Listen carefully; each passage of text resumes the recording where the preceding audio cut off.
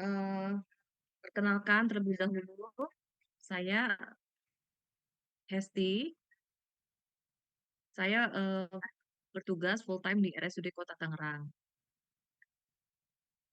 Hari ini saya bertugas, membawakan materi tentang, tuberkulosis. Suara saya terdengar jelas? Terdengar jelas, Dokter. Jelas, dokter.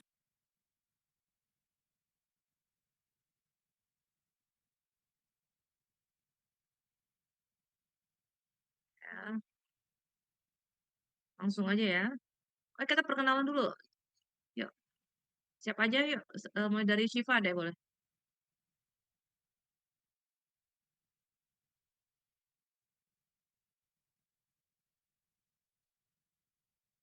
Ya udah nggak apa-apa.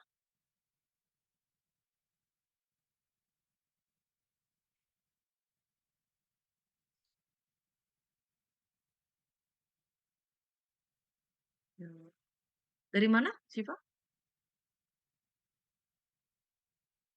Oke, Banten asli. Oke, yuk. Baik, izin perkenalkan dokter, saya Elvina Ajaria Putri. Kebetulan saya ketua dari stase paru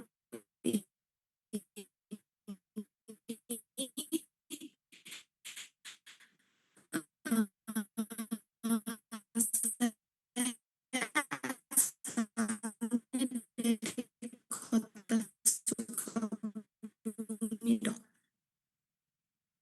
Sukabumi. Suaranya putus-putus ya? Dokter. Ya benar. Oke, yuk lanjut yuk. Michael.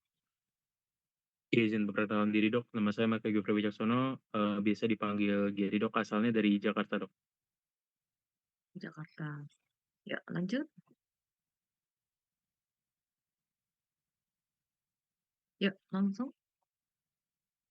Izin untuk memperkenalkan diri, Dok. Nama saya Novita Romelia Ramadhani. Saya dari Kota Cilegon, Dok. Oke, Ogon. Ya, lanjut. Izin perkenalkan diri, Dok. Saya Ainur Amalina dari Karawang, Dok. Oke, terima kasih semuanya. Sekarang kita langsung aja ke materi ya.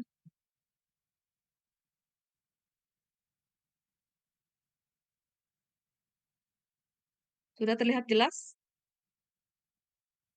Sudah terlihat, Dok. Jelas ya.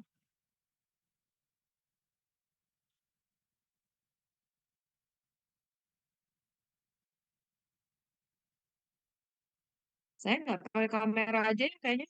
Kayak lebih bagus. Baik, Dokter.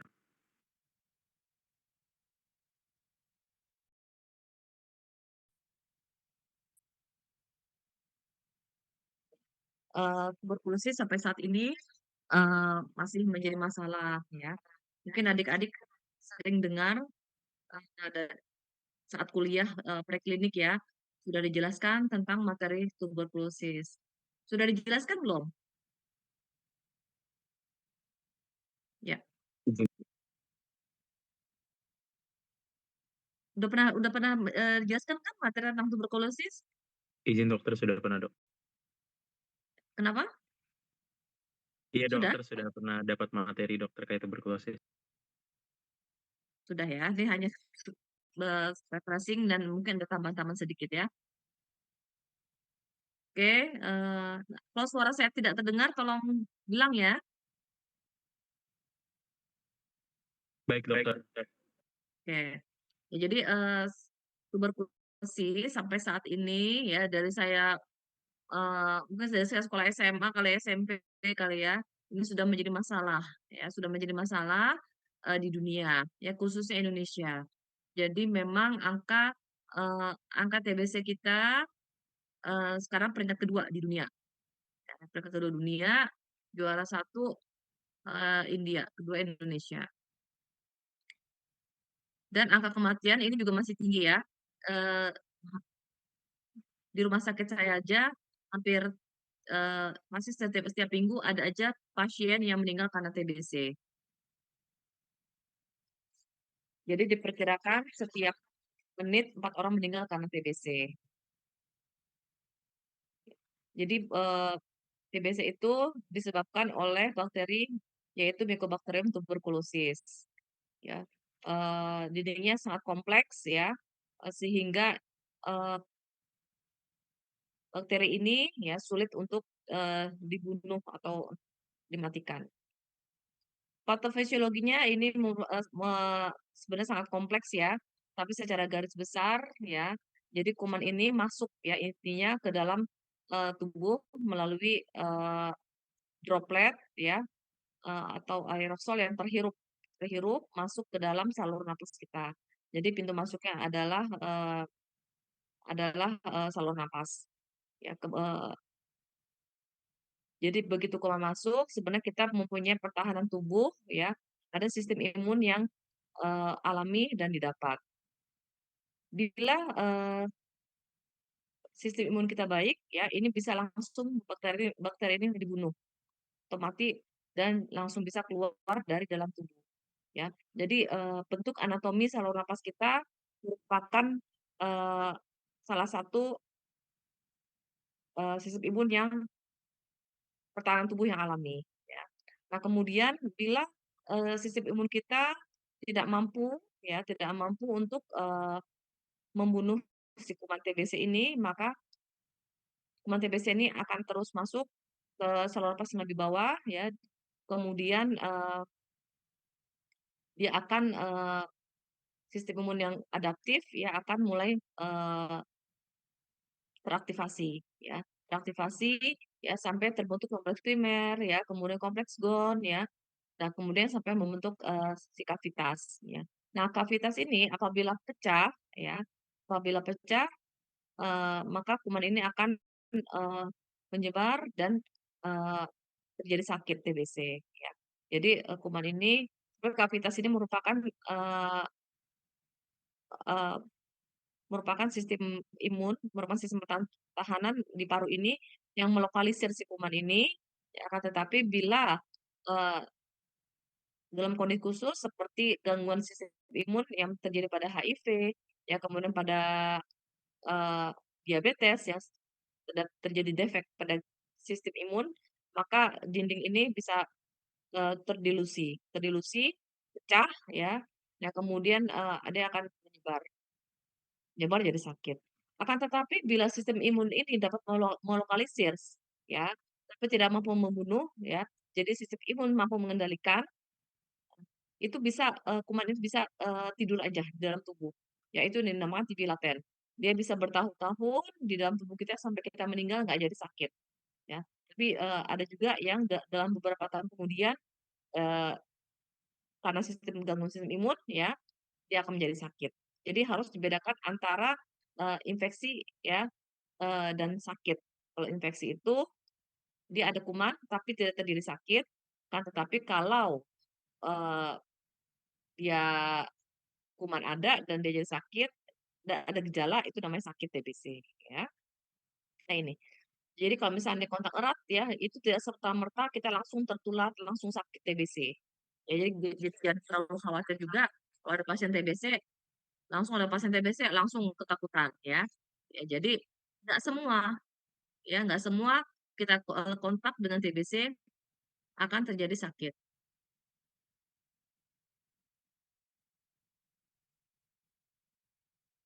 Nah kemudian ini, presentasinya ya, jadi yang tidak terinfeksi lebih banyak Dan 70% dokter, yang terinfeksi ya. PPT-nya, Jadi yang 40% tidak ini tampil, Dok. ya akan yang 10% akan terjadi sakit TBC, nah lebih banyak yang terjadi TB laten, jadi nggak sakit. Jadi Izin jangan dokter. khawatir ya. Nah yang TB laten ini ya, ini bisa terjadi reaktivasi, kurang lebih 5% akan Izin terjadi dokter. sakit TBC. Dan yang sakit TBC ini, ya, ini juga kemungkinan untuk sembuhnya besar. 95% bisa sembuh. Akan tetapi bila tidak diobati, Dan izin ya dokter. 50% meninggal. Ya, suaranya terdengar? Izin Dok, PowerPoint-nya, tidak Hilang? tershare screen Dok. Iya Dok.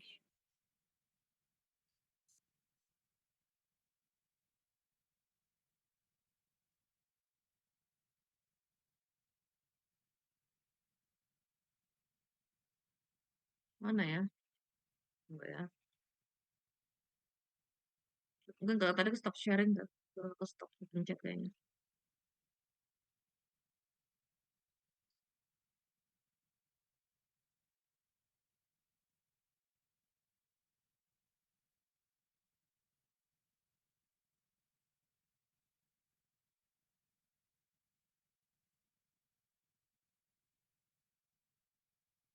Mana ya ini ya?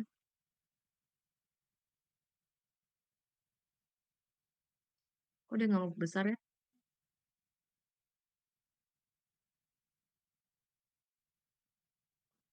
Tunggu ya.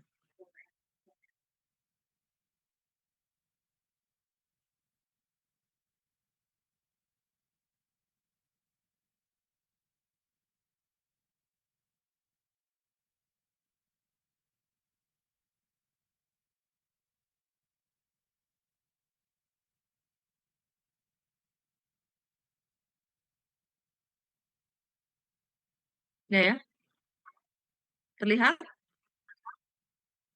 Terlihat, Dok. Lihat ya.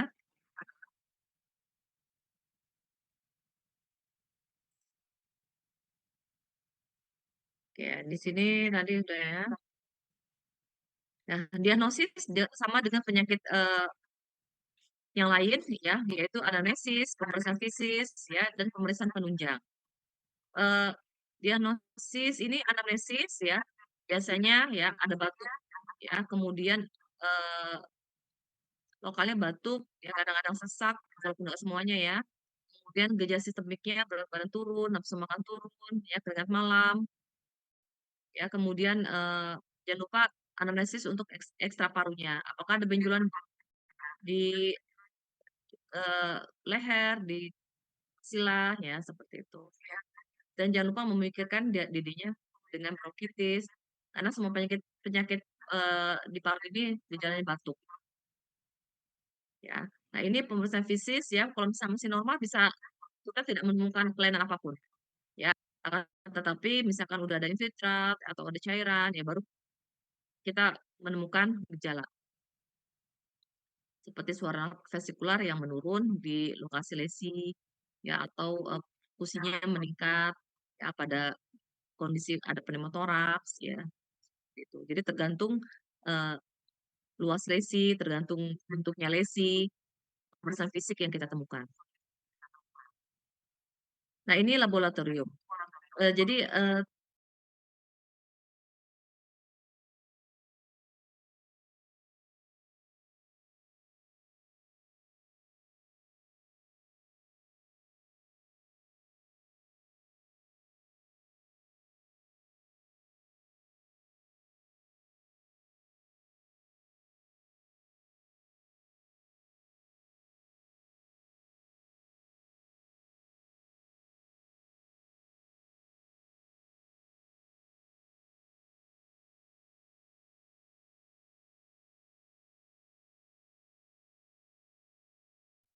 Izin dokter, suaranya hilang.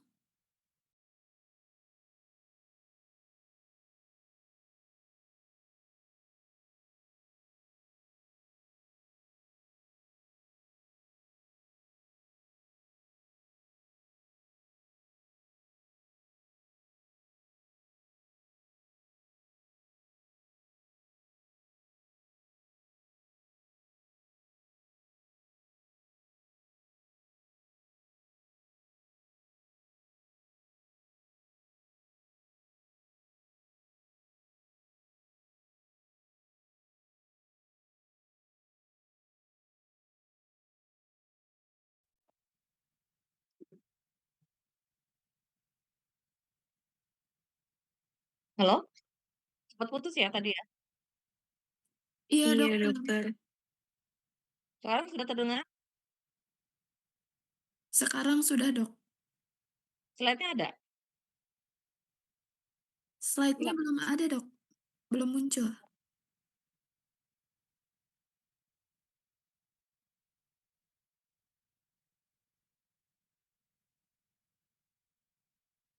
Sekarang udah? Sudah sekarang? Sudah, Dokter. Udah dok. Suaranya terdengar saya? Terdengar jelas, Dok. Ya. Nah, ini beberapa spesimen. Mungkin saya di sini secara garis besar ya, nggak detail ya, karena kalau memang untuk TB ini luas sekali, sebenarnya nggak cukup 1 jam ya. Nah, kemudian ini beberapa pemeriksaan teman-teman adik-adik yang kenal ya, TCM ya. Sekarang udah pemeriksaan awal dengan TCM, tes cepat molekuler. Udah pernah dengar belum? Cek Sudah, Dok. ya. Yang udah pernah dengar pemeriksaan pemeriksaan TB apa? Lab TB yang udah adik-adik kenal. Ini Dok, TCM, pemeriksaan sputum BTA dan juga fototoraks, Dok. Ya, ya jadi ya TCM. TCM juga sebenarnya masih banyak jenisnya. Ya, jadi ada Gen Expert, ya ada BDMax, ada TrueNav, ya. Kita semuanya ada. Ya, tergantung fasilitas ya di rumah sakitnya yang ada ekspor apa-apa ya. Nah, BTA digunakan buat apa? Kan udah ada TCM. BTA buat apa? Kan udah ada TCM, nggak dipakai lagi dong BTA. Buat apa BTA?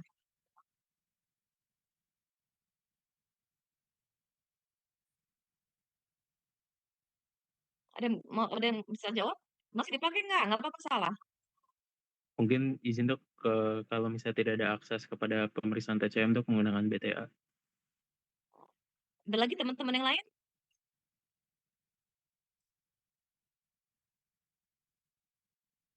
Kenapa? Ada alasan lain nggak? Mungkin kurang sensitif ya, Dok. Ya, jadi gini ya.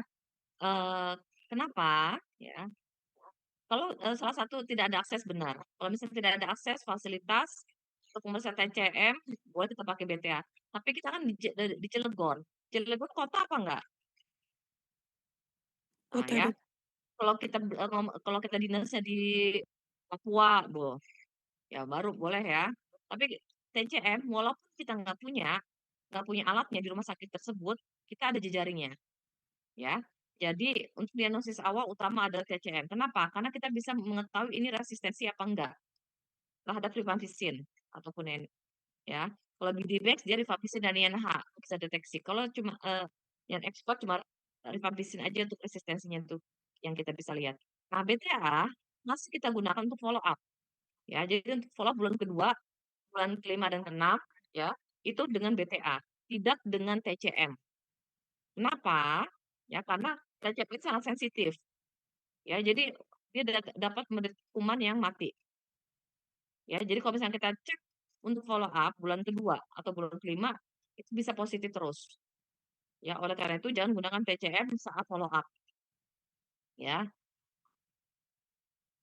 nah ini gambaran radiologinya. Jadi TBC ini ya bentuknya ada multiform, bisa macam-macam bentuknya, multiform, berbagai macam bentuk. Ya, bisa ada kavitas, bisa hanya infiltrat saja, fibroinfiltrat, bisa milier, ya, bisa eh, pneumotoraks, bisa hidropneumotoraks, ya, bisa efusi, ya, jadi macam-macam, ya. Ini yang khas, ya ada kavitasnya di apex, ya. Tapi beberapa pasien yang justru yang imunnya rendah, seperti HIV, hampir bisa normal, ya. Pada diabetes, ya seringnya pada basal. Ya, tapi kalau pada pasien-pasien yang khas TB-nya itu biasa di apex, ya di apex. Nah, ini miliar. Jadi miliar ini ya, ini dia halus. Bentuknya sama sampai perifer. Kenapa dia sama halus dan bentuknya sampai perifer? Karena TB miliar ada di pembuluh darah. Ya, di pembuluh darah bentuknya sama, ya kan? Jadi seperti ini. Jadi kalau misalnya ceplok-ceplok ya begini bukan miliar ya, bukan miliar. Nah, kalau ini apa yang keempat tadi tahu nggak? Yuk, volunteer siapa? Efusi pleura Dok. Ya, efusi sama apa? Ini khasnya apa? Sama pneumotoraks ya Dok, kayak Ya, jadi namanya ini apa nih? hidropneumotoraks Dok. Ya, ini namanya apa nih ciri khasnya? Udah lihat radiologi kan?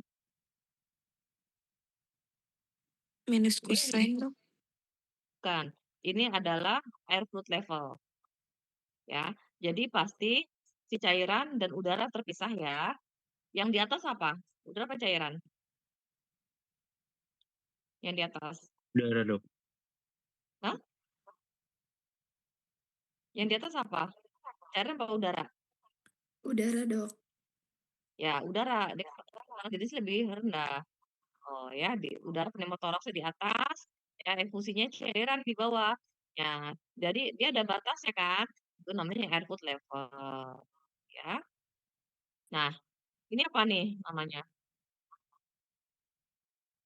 Gak apa-apa salah.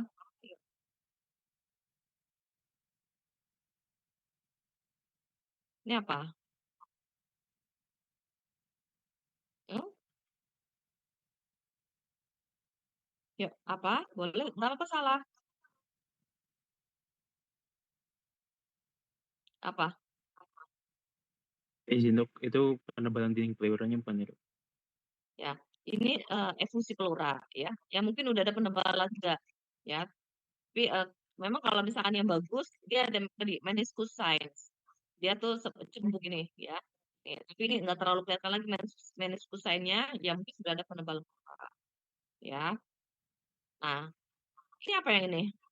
Nah, ini apa yang tengah?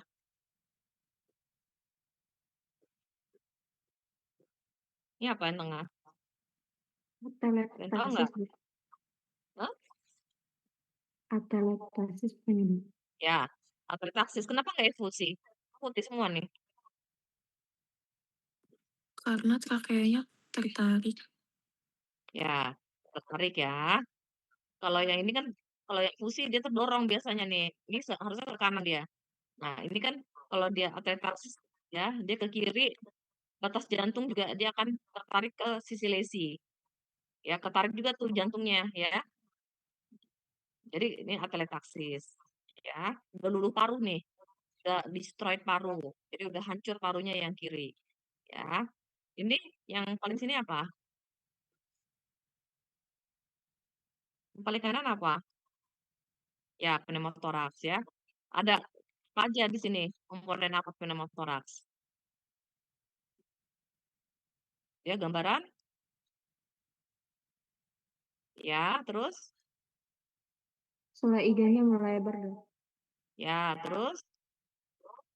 Deviasi trakea ke arah kontralateral, Dok. Kenapa?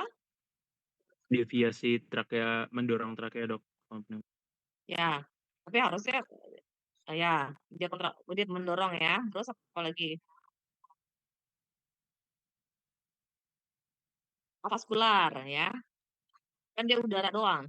Dan terus apalagi di sini namanya parunya? Ya, paru kolaps ya. Ada pleural line. Nih, pleural ya, ini halus banget sih. Jadi batas antara pleura dan paru ya. Ini ya pleural line itu. Jadi dia apa namanya? Menekan si parunya jadi kolaps ya. Oke. Sekarang kita masuk ke definisi kasus. Jadi berdasarkan apa bakterinya ya, ada yang bakterinya positif terkonfirmasi bakteriologi ya, ada yang tidak negatif, bakteri nggak ketemu namanya TB terdiagnosis klinis ya.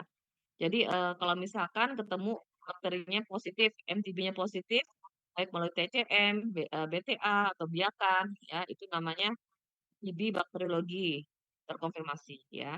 Nah, kalau misalkan eh, tadinya tidak ditemukan ya, negatif ya, TCM hasil negatif ya, tapi dari klinis ya, kemudian dari ronsen ya, itu mendukung ke arah TBC, itu namanya TB klinis. Boleh kita obati ya. Eh, Termasuk TB ekstra paru ya, yang tidak terbukti, nggak ketemu komannya ya. Kemudian TB anak ya berdasarkan sistem scoring itu juga namanya TB klinis ya. Nah, ini alur TBC terbaru ya.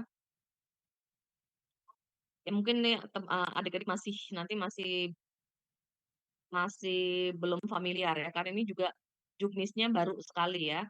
Yang jadi kalau terduga TB ya, terduga TB itu ya dari klinis ya tadi ada gejala ya.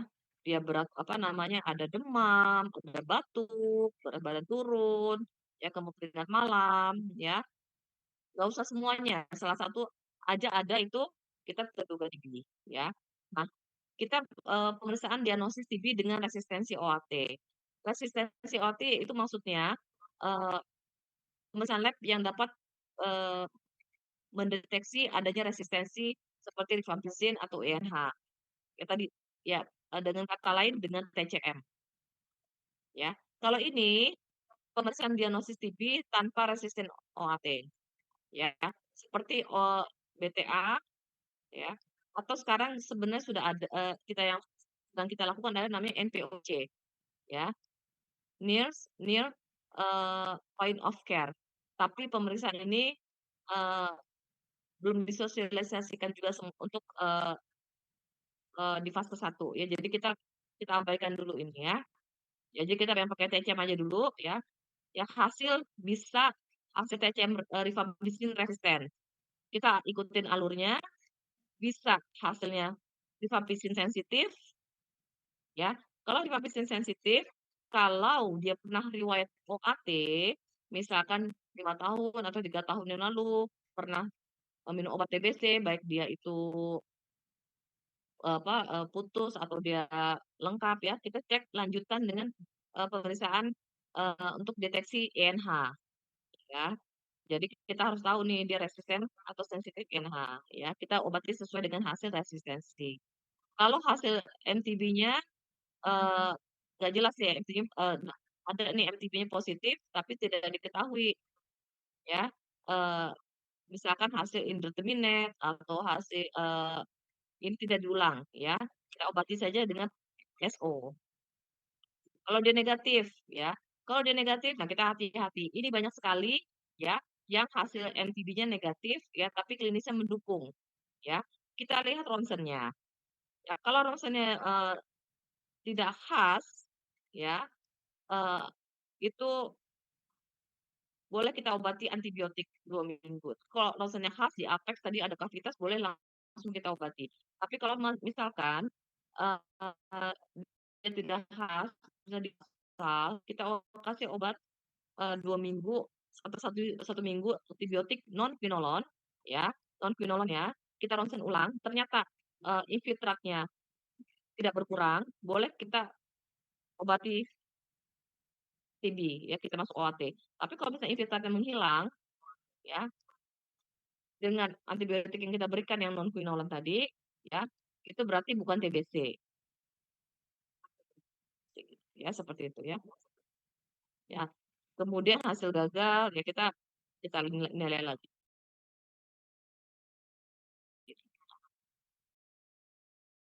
Nah,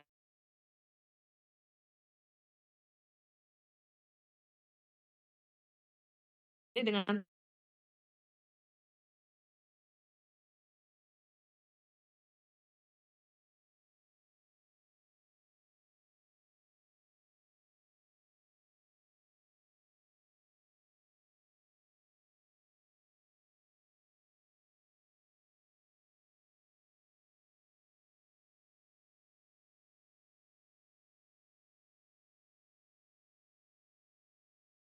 Izin dokter, suaranya hilang kembali.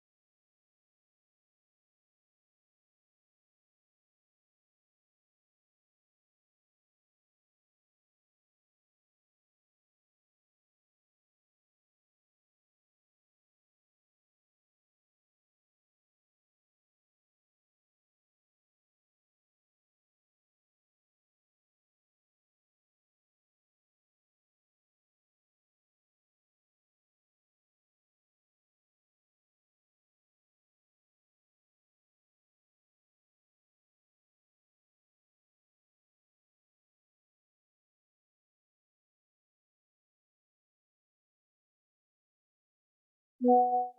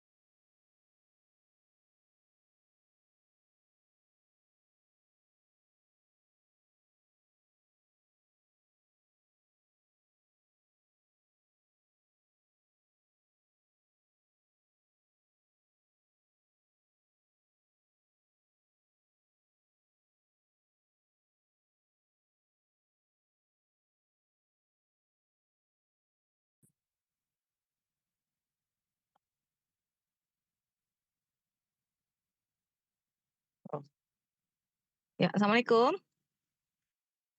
Maaf ya, ini tadi saya pindah ke mobil aja lah. Sinyal jelek. Boleh di-share tadi? Sampai mana tadi?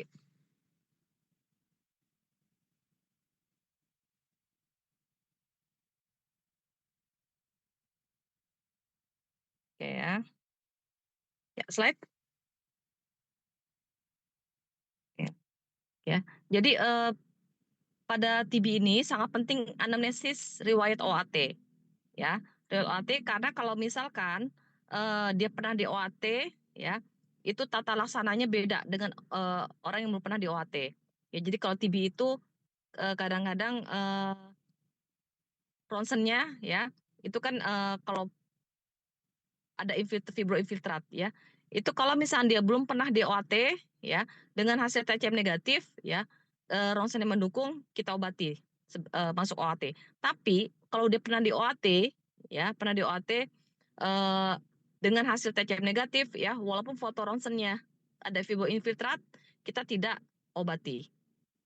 Ya, gitu. Nah, kalau dengan dan kalau misalnya pernah di OAT, tanya berapa tahun yang lalu ya, karena dengan kalau ada hasil trace ya seperti ini sangat berpengaruh sekali, karena kalau misalkan dia diobati kurang dari 5 tahun dengan diobati lebih dari 5 tahun ya, beda tata laksananya ya. Yuk slide. Nah, ini penegakan diagnosis TB ya. Jadi kalau misalkan semua pasien ya awalnya harus kita cek apakah TCM-nya, apakah MTB-nya positif ya. Jadi tidak hanya ronsen saja ya, sebenarnya tidak idealnya dia awalnya harus cek TCM ya, tapi kadang-kadang memang di lapangan kita tidak ada beberapa pasien yang tidak bisa mengeluarkan dahaknya ya. Ya, slide. Ya, lanjut. Suara saya terdengar jelas? Jelas, Dok. Jelas ya. Nah, ini jadi TB ini tidak hanya di paru, ya, ada juga di ekstra paru, ya. Jadi semua organ tubuh kita masih bisa terkena TBC, ya. Mulai dari TB tulang, ya, ke TB kelenjar di leher, kelenjar di leher, ya, di inguinal, ya, di mata, di kulit, ya, di sendi, di kulit, di di otak, ya, di di ovarium, di saluran reproduksi ya, baik pria maupun wanita, di usus semuanya bisa terkena TBC ya. Di Indonesia apalagi ya, saya menjadi dokter paru, hampir semua organ udah saya temui ya, TBC. Ya, slide. Ya, slide, boleh? Ya. Ya, ini definisi ya. Ada monoresisten, poliresisten ya, MDR, pre-XDR ya. Ini adik-adik baca saja ya. Dibaca pelan-pelan ya, karena kalau misalnya saya omongin juga nanti kalau nggak dibaca akan lupa lagi ya. Nggak apa-apa, ini bisa dibaca sendiri ya. Slide. Nah, jadi tadi klasifikasi sudah ya, ada paru, ada yang ekstra paru. Ya, slide. Nah, ini berdasarkan riwayat pengobatan sebelumnya ya. Nah, jadi penting sekali untuk tanya riwayat OAT-nya. Kalau pasien baru ya dia belum pernah sama sekali ya, atau udah pernah tapi kurang dari 1 bulan. Ya, jadi kita harus tanya riwayat OAT-nya karena tadi beda perlakuannya ya. Kemudian pasien kambuh ya, itu kalau sudah riwayat OAT dengan pengobatan yang lengkap ya, kemudian datang lagi ke kita, ternyata dahaknya positif lagi, itu kambuh ya. Atau riwayat pengobatan TB sebelumnya ya, pasien yang sudah pernah mendapatkan OAT baik gagal ataupun putus obat ya. Ya, slide. Ya, tadi ini klasifikasinya ya, tadi ada monoresisten, resisten rifampicin ya, slide. Nah, ini penegakan diagnosis TBC ya. Jadi untuk penegakan diagnosis TBC ya, kita harus sekarang harus screening apakah ada DM ya, atau adakah HIV. Ya, dua ini ya, kolaborasi TB DM, TB HIV ini harus berjalan. Semua pasien TBC harus kita screening ke arah diabetes. Semua pasien TBC juga harus kita screening ke arah HIV-nya. Jadi semua pasien maka harus wajib tes HIV. Mau tua, mau muda, mau anak-anak, mau laki, mau perempuan, semua pasiennya harus cek HIV ya. Begitu juga setiap pasien diabetes ya harus kita screening apakah ada TBC apa enggak. Setiap pasien HIV kita harus screening apakah ada TB-nya apa enggak ya. Slide. Nah, ini ya, HIV tadi DM. Slide. Ya, lanjut. Nah, sekarang bagaimana kita menemukan kasus terduga TB ya. Jadi dilakukan melalui investigasi kontak. Jadi investigasi kontak itu ya merupakan cara untuk menemukan pasien yang terduga TB. Ya, jadi ada yang aktif, ada yang pasif. Kalau aktif ya petugas kesehatan yang mendatangi rumah pasien. Tapi kalau pasif ya pasien yang pasif eh, petugas kesehatan dia langsung ke rumah pasien ya. Kemudian siapa saja di IKA? Ya, investigasi kontak kita singkat IKA aja ya. IKA itu yaitu yang terkonfirmasi bakteriologi, terkonfirmasi klinis ya, paru, ekstra paru dan TB anak. Ya, semua kita lakukan investigasi kontak di orang serumah dan orang sekitarnya ya. Kurang lebih 8 orang kita harus lakukan IKA. Slide. Ini siapa saja ya. Nah, ini kita melalui penemuan terduga TB ini ya pada populasi umum dan populasi yang beresiko. Populasi umum ya itu seperti di masyarakat umum ya yang wilayah TBC-nya tinggi. Atau populasi berisiko. Siapa yang berisiko? Tadi kontak serumah ya, kemudian pekerja dengan risiko silikosis ya, penghuni lembaga pemasyarakatan ya, warga binaan pemasyarakatan, kemudian tunawisma fungsi, kemudian yang tinggal di rumah pemukiman yang padat, kemudian lansia lebih dari 65 tahun. Ya, slide. Nah ini ya. Jadi kita harus lakukan komunikasi ya, edukasi kepada pasien dan keluarganya ya. Jadi kita terangkan apa itu TBC ya, bagaimana cara penularannya ya, apa saja gejalanya ya, bagaimana pengobatannya ya. Jadi kita harus menerangkan seluruhnya ya, sehingga pasien mengerti, dan kalau pasien mengerti ya baru dia mau dilakukan investigasi kontak. Bentar ya, saya minum.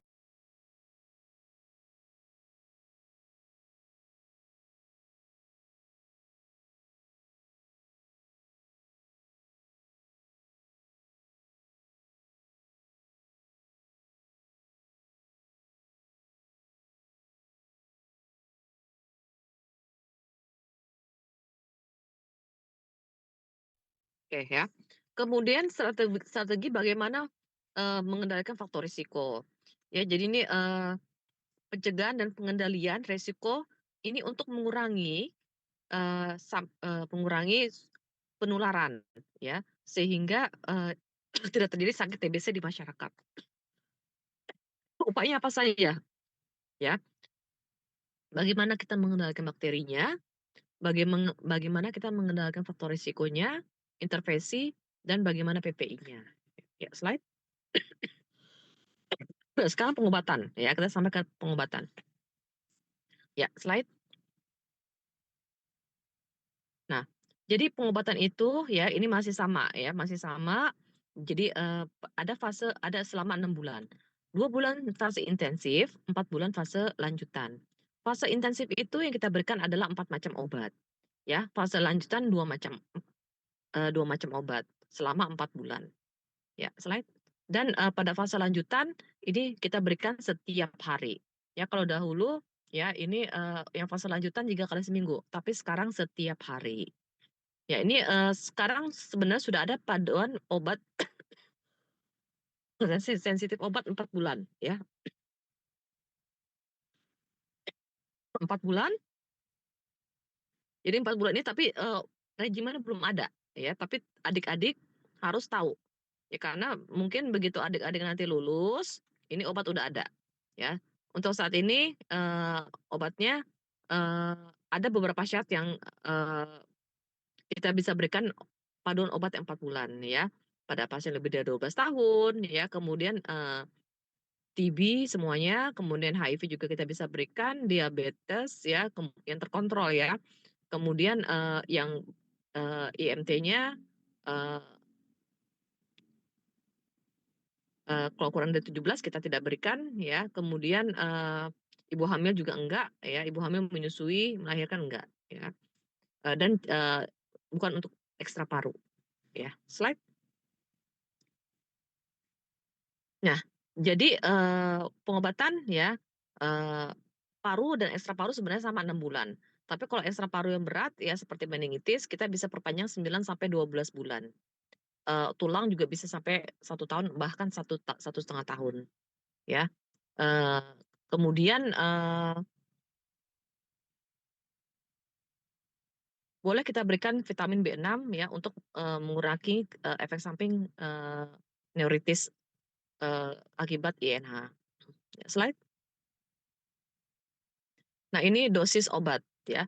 Ini nggak usah dihafal, adik-adik tempel saja ya di meja polikliniknya nanti ya. Ya, slide. Slide. Nah, tadi sudah nih ya. Awal 2 bulan, lanjutan 4 bulan. Slide. Nah, persiapan sebelum pengobatan. Jadi untuk persiapan sebelum pengobatan, nanti adik-adik harus yakin dulu ya. TBC ini benar apa enggak TBC. Kita harus yakin dulu diagnosisnya ya. Hati-hati pada TB klinis ya yang hasil dahaknya negatif ya. Kenapa? Ya, apalagi kalau nggak ada komorbid usia tua, tidak ada komorbid diabetes ya. Sering kita obatin sebagai TBC ya, kita evaluasi kok tidak terjadi perbaikan ya sebulan 2 bulan tidak terjadi perbaikan, baik secara klinis batuknya nggak berkurang, malah berat badannya turun, bahkan ronsennya perburukan. Hati-hati, ya. Hati-hati apakah ini ternyata bukan TBC, ya. Banyak yang beberapa ada kasus seperti ini, ya.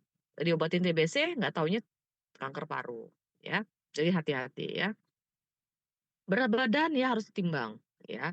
Dan untuk evaluasi itu berat badan sangat penting, ya, untuk kita nilai. Ya, jadi jangan malas untuk nimbang berat badan saat kontrol. Karena kalau misalnya berat badan bertambah, kita lebih lega. Kalau berat badannya turun terus, ya, nah kita harus curiga.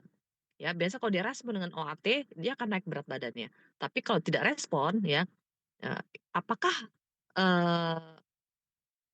ini apa namanya, kalau misalnya berat badan turun, ya kita harus curiga apakah respon atau tidak dengan OAT, ya. Oke, jangan lupa ya obati komorbidnya juga. Kalau misalkan dia HIV, ya kita berikan ARV setelah 2 minggu. Ya kalau dia ada diabetes juga kita harus obati. Nggak boleh, "Oh dok saya mau beresin TBC-nya dulu baru berobat HIV atau baru berobat diabetesnya." Nggak bisa, harus barengan. Ya karena kalau gula darah tidak terkontrol, ini kumannya juga nggak mati, MTB-nya ya. Begitu juga dengan HIV. Kalau ARV-nya nggak diberikan, ya ini juga respon TB juga jelek nanti, ya. Ya, slide. Ya, slide.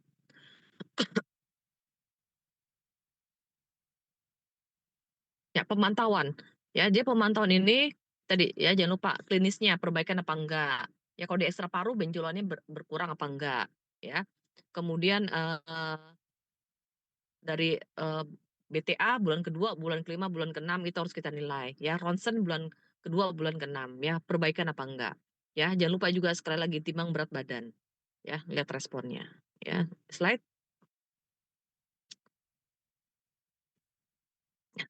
Nah, kita harus pada beberapa pasien ada kita evaluasi BTA-nya bulan kedua masih positif. Nah, eee, nah kalau BTA-nya pada hasil follow up-nya masih positif, boleh kita lakukan TCM ulang. Ya, jadi TCM itu tidak diulang ya, kalau BTA-nya sudah negatif, kita nggak ulang lagi. Jadi TCM itu sebenarnya buat awal diagnosis, untuk mengetahui resistensi atau tidak dengan OAT, rifampicin atau INH ya.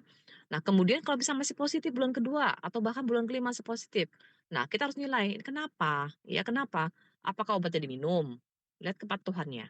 Ya, kemudian obat kualitas OAT sudah baik yang kita berikan apa belum? Ya, dosis sudah sesuai apa belum? Cara minum obatnya sudah benar apa enggak? Ya, obatnya ternyata minumnya pas saat makan. Berarti minumnya perut kosong ya, 1 jam sebelum makan ya. Ya, karena nanti efektivitasnya akan terpengaruh kalau dia tercampur dengan makanan ya. Nah, penyakit komorbid itu diobatin apa enggak? Nah, kalau misalnya penyakit komorbidnya ini tidak diobati ya, biasanya dia akan positif terus nanti BTA-nya. Ya kemudian kalau misalnya ada kavitas ya besar, nah itu juga konversi kumannya lebih lambat ya.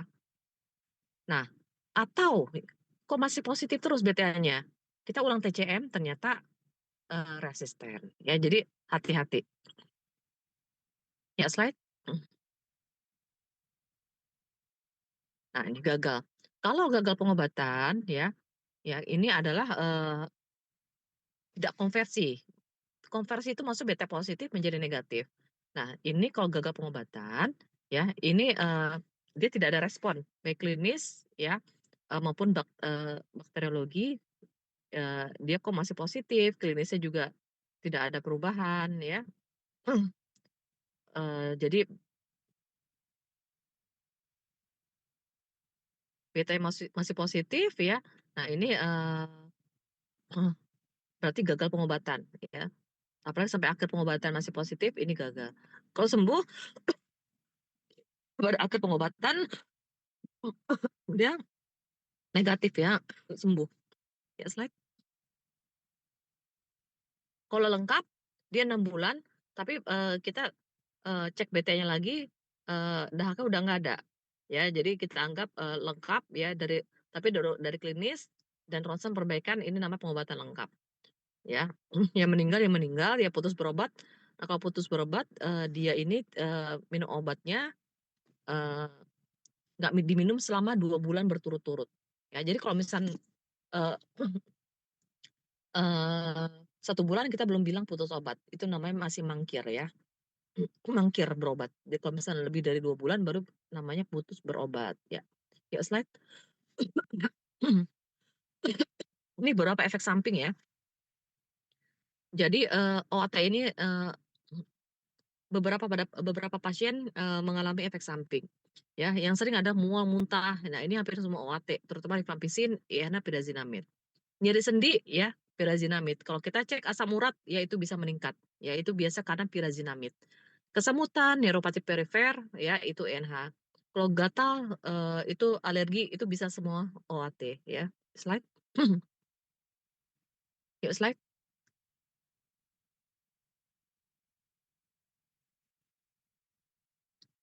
Ya, kemudian gangguan pendengaran streptomisin. Kita nggak pakai lagi obat-obat ini ya, suntik ya. Gangguan penglihatan etambutol biasanya ya. Ya, DILI ya, drug induced liver injury ini ya, itu bisa semua jenis obat. Ya, slide. Nah, ini saya bahas sedikit tentang TB resisten obat. Ya, karena sekarang adik-adik nanti kalau begitu lulus, kalau yang bertugas di puskesmas atau vaskes klinik atau vaskes 1, ya nanti terima juga nih pasien resisten obat. Ya karena nanti inisiasi OAT RO ya, RO yang resisten obat itu juga di vaskes 1 ya. Nah, ini saya nggak detail untuk resisten obatnya, secara garis besarnya aja ya. Jadi sama ya dengan anamnesis gejalanya sama dengan TB SO. Ya, slide. Nah, dia tegak resisten obat ya. Diagnosis TB tegak ya apabila hasil TCM-nya adalah rifampicin resisten. Ya, jadi nggak ada tuh dikirim dirujuk ya ke rumah sakit rujukan RO ya berdasarkan aja ronsennya jelek banget. Jadi curiga resisten obat enggak. Jadi harus terbukti dengan TCM-nya ya benar-benar ditemukan MTB positif rifampicin resisten. Ya, baru diobati tegak ini resistensi OAT RO ya. Slide. Nah, ini beberapa definisi ya. Mungkin bisa dibaca sendiri definisi, yuk slide. Nah, ini alurnya ya. Alur ini nanti adik-adik ya tadi yang ESO juga diikuti aja pelan-pelan ya, diurutin ya.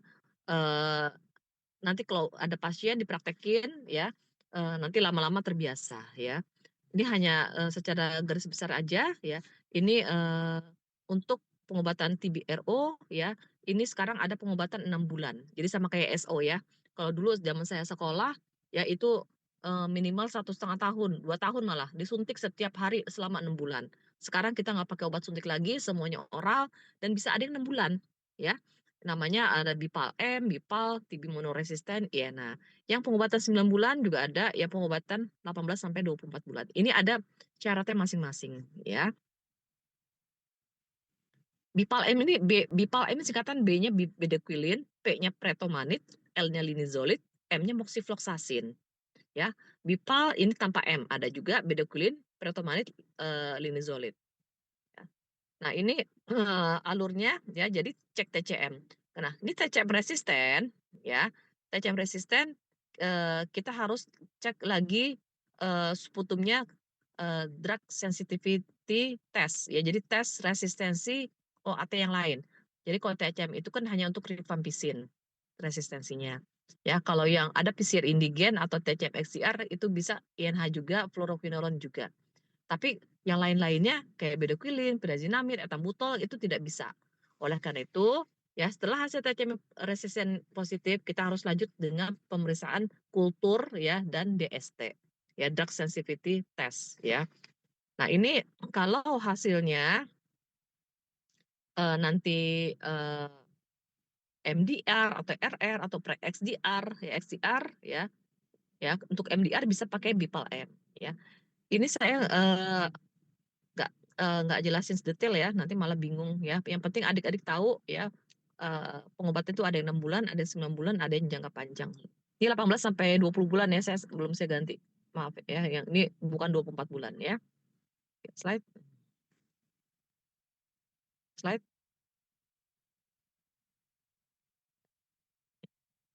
Ya, jadi ini pengobatan yang 6 bulan tadi Bipal M, Bipal, dan TB monoresisten ya. Slide. Yang 9 bulan nanti ada yang mengandung etionamid atau yang mengandung linezolid. Ya, yang jangka panjang 18 sampai 20 bulan ya. Slide. Nah, ini ya, jenis dan paduan Bipal M-nya, ini obat-obatnya, dosisnya ya. Jadi kalau misalkan nanti adik-adik ya bertugas di IGD ya, nanti ditanya nih, ini lagi minum obat OAT, iya iya dok lagi minum obat TBC, coba lihat obatnya. Nah kalau ada tulisan obat yang ada bedaquilin, nah ini pasti pasien lagi sedang minum obat TBC yang RO ya. Karena kenapa kita harus tahu? Ya karena ini perlakuannya juga beda. Dan kalau di ruangan ini nggak boleh digabung dengan pasien yang SO, apalagi pasien yang sehat, yang bukan TBC ya. SO sama RO harus dipisah ya. Ya, slide. Nah, ini yang 9 bulan seperti ini. Ya, slide. Ya, slide. Yang jangka panjang. Ya. Ini ada grupnya ya. Grupnya grup A, grup B, grup C. Yang grup A ini dia efektif. Obat yang paling efektif grup B standarnya di bawah yang grup A, yang C apalagi paling lemah ya. Ya, slide. Nah, TB laten. Nah, ini adik-adik yang harus kuasai adalah TB laten. Tadi sudah saya jelaskan sepintas ya. Jadi pasien yang eh, eh, terhirup kuman TBC ini tidak lantas menjadi sakit TBC. Kalau sistem imunnya ya mampu tidak mampu mengeliminasi ya, tidak mampu membunuh atau mengeluarkan si kuman, tapi imun ini masih mampu mengendalikan bakteri TBC-nya ini, maka dia akan tidur si kuman ini menjadi dorman ya, tidak timbul gejala. Ya, jadi namanya TB laten. Jadi pasien ini ada infeksi, ada kumannya, tapi tidak ada gejala. Ya, tidak ada cirinya apa? Tidak ada gejala. Kalau dicek dahaknya juga negatif, ronsennya bisa normal. Ya, kalau dicek uji tuberkulin atau tes mantu atau IGRA, dia positif. Ya, ya slide. Nah ini ya. Nah, jadi TB laten ini dia sekali lagi tidak ada gejala ya, sama ini ya, slide. Ya, slide. Nah, ini perbedaannya ya. Kalau yang TB aktif ya pasti ada gejala. Kalau TB laten ya tidak ada gejala. Uji tuberkulin ya sama-sama bisa positif. Ronsennya kalau yang TB aktif dia sudah ada lesinya ya, sudah ada kelainannya. Kalau yang laten dia normal ya. Hasil TCM atau BTA-nya kalau laten negatif ya, kalau aktif biasanya positif ya, atau bisa juga negatif ya. Nah, ini nggak dapat menularkan ke orang lain kalau yang laten. Kalau yang aktif bisa menularkan. Perlu terapi pencegahan. Kalau yang laten, kalau yang aktif perlu terapi obat OAT ya. Tapi kalau misalnya TB laten, ini ada terapi pencegahan namanya TPT, terapi pencegahan tuberkulosis. Nah, ini nanti adik-adik ya yang akan memberikan TPT. Ya, nanti adik-adik kalau bertugas di puskesmas ya, ini sedang gencar-gencarnya dari Kemenkes pusat ya, ada screening massal ya dari bulan Juli sampai November, dan pasien-pasien yang TB laten ini akan diberikan TPT. Ya, slide. Ya, slide. Nah, ya. Jadi sasarannya adalah kontak orang pasien-pasien HIV, kontak serumah, dan pasien-pasien yang risiko tinggi. Nanti alur ikutin aja ya. Slide. Harus pelan-pelan. Kalau baca alur pelan-pelan. Oh, gejalanya ada. Ya, ini nggak ada. Oh, kalau nggak ada gejala, ikutin ke bawahnya lagi. Nggak, kalau misalnya ini kriteria ini, oh ikutin ke bawahnya lagi. Ya, seperti itu ya. Ya, slide ini mungkin nanti ya, slide. Slide. Nah, ini paduan obat-obat TPT-nya. Jadi di kita nih ada 3 regimen ya. 6 bulan kita berikan INH tiap hari Ya, kalau 3 HP ini adalah hanya INH, P-nya rifampicin. Jadi bukan rifampicin, rifampicin. Ya, kita berikan seminggu sekali selama 3 bulan. Ya, kemudian 3 HR ini INH dan rifampicin kita berikan selama 3 bulan tiap hari. Ya, slide. Nah, ini ya. Kalau tadi untuk TPT yang sensitif obat. Ya, jadi kalau misalkan yang SO dan RO beda. Kalau RO dia levofloxacin selama 6 bulan tiap hari. Ya, jadi TPT pada pasien-pasien yang kontak dengan pasien yang sensitif obat dengan pasien yang kontak dengan yang resisten obat beda TPT-nya ya. Ya, slide. Jadi kalau memberikan TPT pun harus dimonitor. Jangan kita kasih terus kita terus kita nggak monitor, tetap evaluasi sama dengan kita kasih obat regimen OAT pengobatan ya. Ya, slide. Nah, ini PPI-nya ya, PPI-nya standar ya. Ya, slide.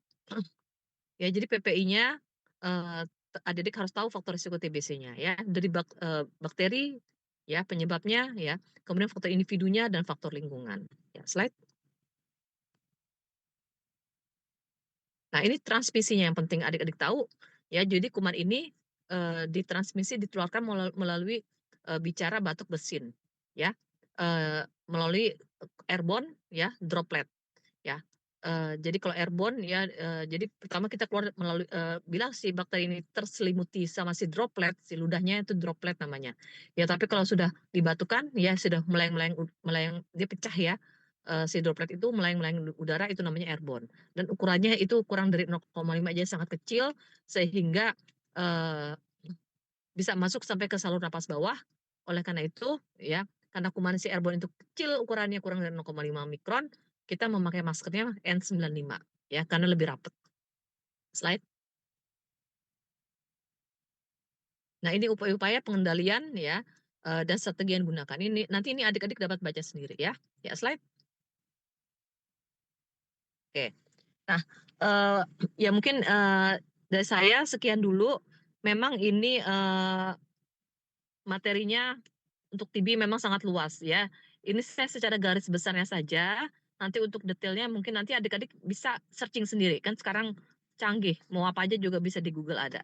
Ya, sekarang ada AI ya. Nah, itu ya. Yang penting nanti kalau adik-adik ketemu pasien ya, sambil buka buku. Ya. Karena pasien itu adalah ilmu kita. Ya, oleh karena itu sama pasien ya, kita harus sopan, harus dengan hati ya. Karena itu kerasa sampai ke pasien ya. Jangan kita terpaksa ya melayani pasien, mengobati pasien ya. Kita harus dengan hati ya. Karena memang di situ adalah sumber ilmu kita juga. Ya, sumber ilmu kita, amanah yang diberikan ya. Oleh karena itu nanti adik-adik sambil pasien, oh gejalanya apa, cocokin sama buku sama pustakanya nanti. Ya, sumber jurnal-jurnal pustakanya. Oh, gejalanya, oh lihat ronsennya, oh kayak gini ya. Oh, terapinya ini. Oh, ternyata ada efek samping ini. Oh, kenapa ya? Cari patofisiologinya. Jangan lupa ilmu faalnya ya harus dipakai juga. Ya, jadi dokter itu ya memang logikanya harus berjalan ya. Berjalannya dengan kita hubungkan dengan fisiologinya. Seperti itu. Ya. Ada pertanyaan nggak? Mohon maaf ya, saya mungkin agak cepat ngomongnya nih. Karena memang materinya banyak, kalau nggak kekejar. Ada nggak pertanyaan?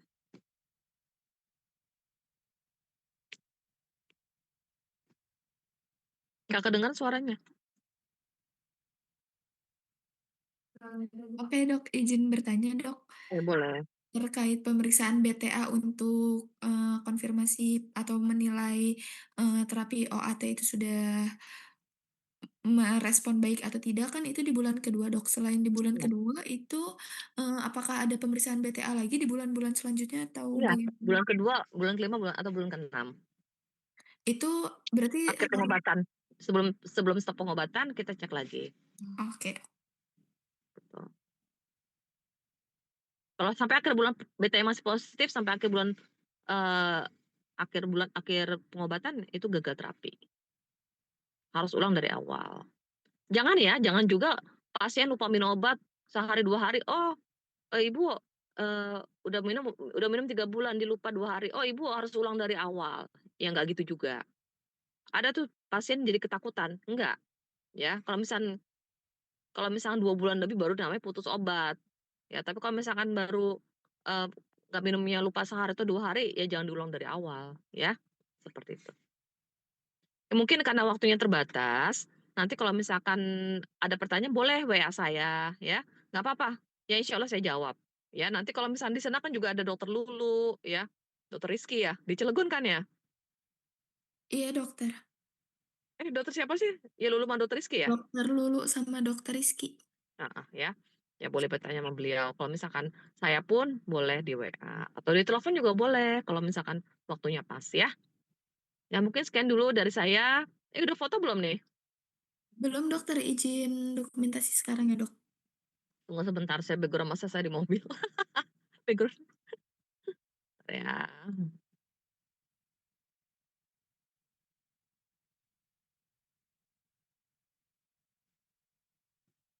Gimana sih itu kalau yang di HP nih? Bentar ya nih. Bentar ya.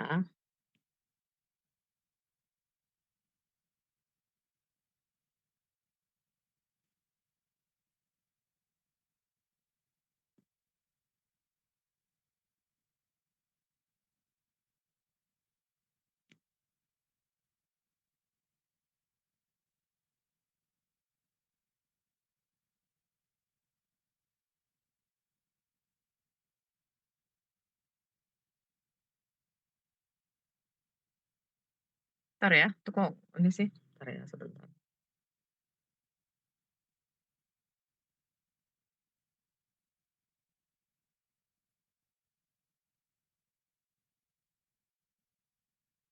Begini aja nggak apa-apa lah.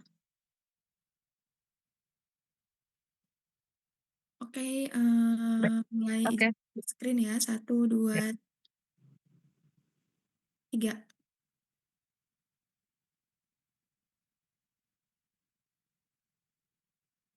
Ya. Sudah, dokter. Oke. Makasih ya.